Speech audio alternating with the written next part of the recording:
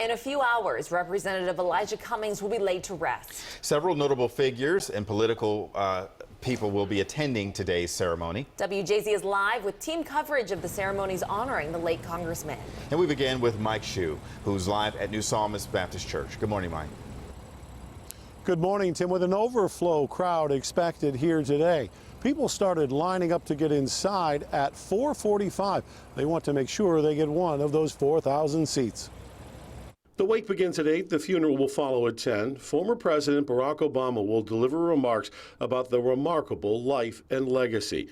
Former President Bill Clinton and former Secretary of State Hillary Clinton will also give tributes to the Baltimore Congressman, committee chair, and civil rights advocate. Cummings passed away last week at age 68 following complications from cancer. He leaves behind a legacy of public service and community activism.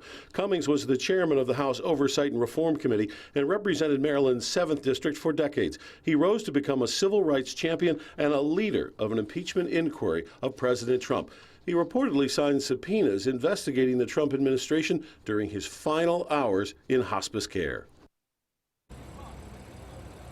A short while ago, we mentioned that they were letting people inside. That is not correct. They are letting the members of the volunteers and the choir in, but it looked like they're letting the general public, and that line is still forming. Right now, there are about 100 people or so who are waiting to get inside New Psalmist. I'm Mike Shue reporting live in Northwest Baltimore for WJZ.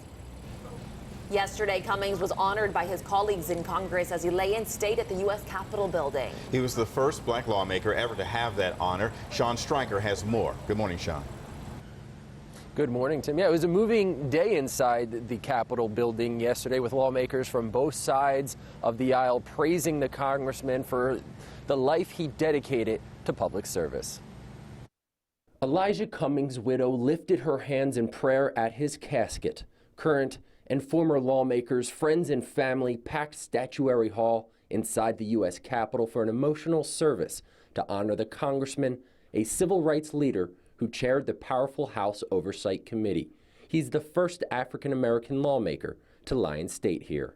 He saw inequality and worked to break down barriers and reduce disparities. At a moment of anger and pain in Baltimore, he walked with the people and brought them comfort and consolation. Cummings died last week from complications surrounding long-standing health issues. He was 68. His political career began in the early 1980s in Maryland's General Assembly. In his final year, he often tangled with the Trump administration.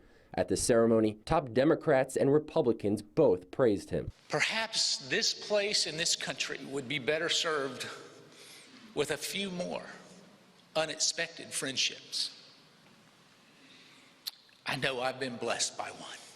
He never set out to be a giant, but he became one. He took on the mantle of an evangelist. He didn't work to prepare people for the hereafter. He worked to prepare people for the here and now. If I can help somebody. The voices of the Morgan State University choir filled the chamber, remembering a man who rose from humble beginnings in Baltimore to become one of America's most revered leaders. May Elijah rest in peace. Vice President Mike Pence also paid his respect. The congressman will be remembered as a true man of the people. Reporting live in Northwest Baltimore, I'm Sean Stryker for WJZ. And we invite you to stay with WJZ for continuing coverage of the final tributes to Congressman Cummings. His funeral will be held today at New Psalmist Baptist Church in Northwest Baltimore, and WJZ will bring it to you live starting at 10 o'clock.